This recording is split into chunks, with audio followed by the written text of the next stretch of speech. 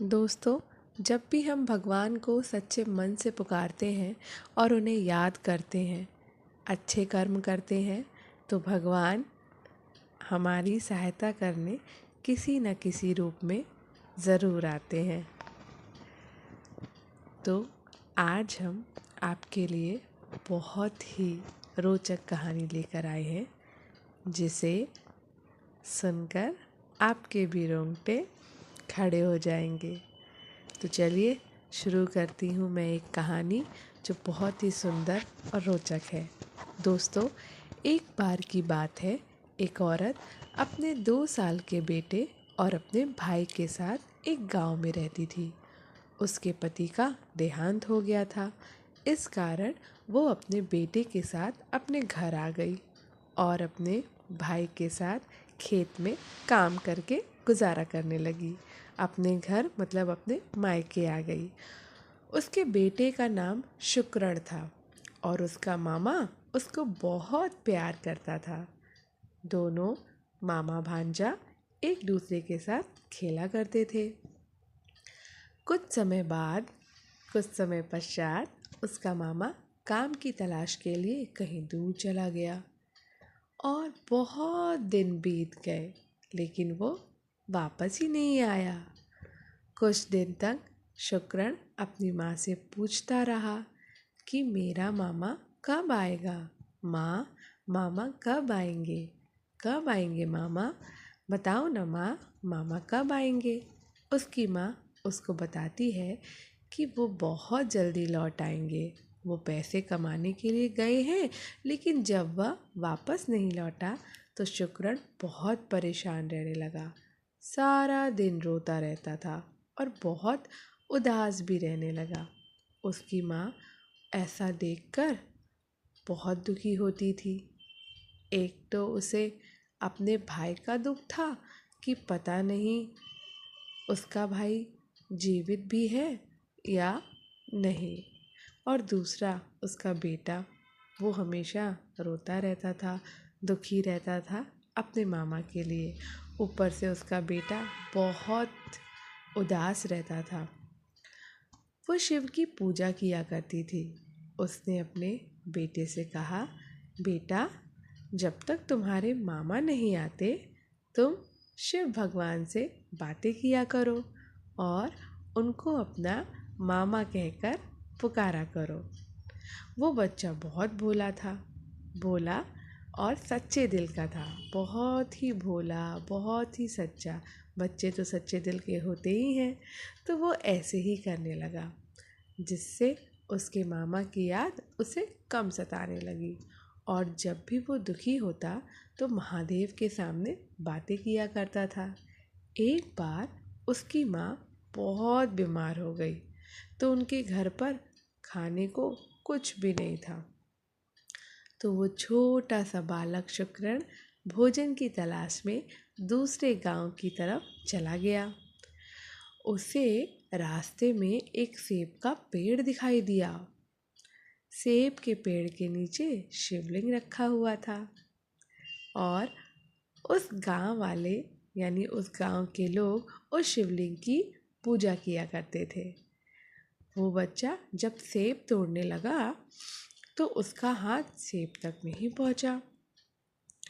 वो बार बार कोशिश करता रहा सेब तोड़ने की, लेकिन उसका हाथ सेब तक पहुंच ही नहीं रहा था।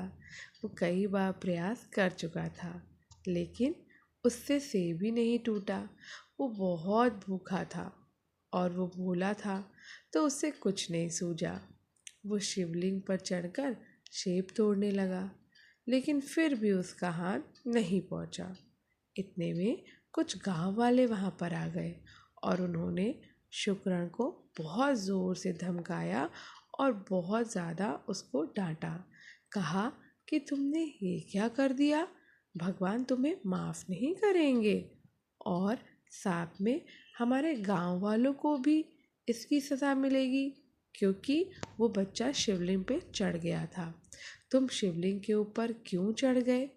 लेकिन दोस्तों, वो बालक गर्मी की वजह से पसीने से लथपथ था। जब वह शिवलिंग पर चढ़ा तो कुछ पसीने की बूंदें शिवलिंग के ऊपर गिर गईं, जिसे देखकर भगवान को उस पर बहुत दया आ गई। भोलेनाथ तो भोलेनाथ हैं, हमारे भोलेनाथ को वैसे भी बहुत जल्दी दया आ जाती है, बहुत जल्दी पसीज जाते हैं और अपने भक्तों पे कृपा करते हैं। भगवान को बहुत दया आई। बोले, मेरा भक्त भूखा प्यासा फिर रहा है, पसीने से कैसे भूखा प्यासा फिर रहा है। शुक्रण गांव वालों के चिल्लाने से बहुत डर गया और वो वहीं बैठकर रोने लगा। जब सभी गांव वाले वहाँ से चले गए तो भगवान वहाँ पर प्रकट हुए एक साधारण से रूप में और बोले, तुम्हें क्या चाहिए? शुक्रण ने कहा, कुछ नहीं, मुझे बहुत भूख लगी है, मुझे कुछ खाने को चाहिए। तो भगवान ने उसे सेब तोड़ कर दी और कुछ समय बाद भगवान ने कहा कि तुम्हें जो चाहिए मांग लो। और भगवान ने अपना असली रूप धारण कर लिया, यानी भगवान आ गए अपने असली रूप में। भोलेनाथ अपने असली रूप में प्रकट हो गए। तो बच्चे ने कहा, मेरी माँ को ठीक कर दो, वो बहुत बीमार है। और भगवान ने कहा, बस इतनी सी बात, कुछ और मांग लो तो। उसने कहा, मेरे मामा वापस आ जाए। तो भगवान ने उसको कहा कि बहुत जल्दी तुम्हारे मामा वापस आ जाएंगे। बच्चा बहुत खुश हो गया और जब वो घर गया तो उसने देखा कि उसकी माँ थी ना, जो बिल्कुल बीमार थी, वो बिल्कुल ही ठीक हो गई। और उसने अपनी माँ को वो सारी घटना बता डाली जो उसके साथ घटना घटी थी। उसने अपनी माँ को बताया कि भगवान ने मुझे सेब तोड़ कर दी और मुझे कहा कि तुम्हारे मामा जल्दी वापस आ जाएंगे। ये सुनकर एक बार तो उसकी माँ बहुत खुश हुई और फिर उसकी आंखों में आंसू आ गए कि हे भगवान, तूने बच्चे को ये कैसा वादा कर दिया है कि कुछ दिनों बाद भगवान उसके मामा का रूप धारण करके उसके घर के बाहर आए और जोर से आवाज़ लगाई, सुकन मेरे भांजे कहाँ हो, मैं आ गया हूँ। और उसकी माँ दौड़कर बाहर आई और अपने मामा की गोद में चढ़ गया। वो अपनी है ना, सुन के आवाज़ सुन के जल्दी से आया और मामा की गोद में चढ़ गया। उसकी माँ ये सब देखकर बहुत प्रसन्न हुई, लेकिन उसकी प्रसन्नता कुछ देर की ही थी। कुछ देर के बाद वो सोचने लगी कि मेरा भाई तो इस दुनिया में नहीं है।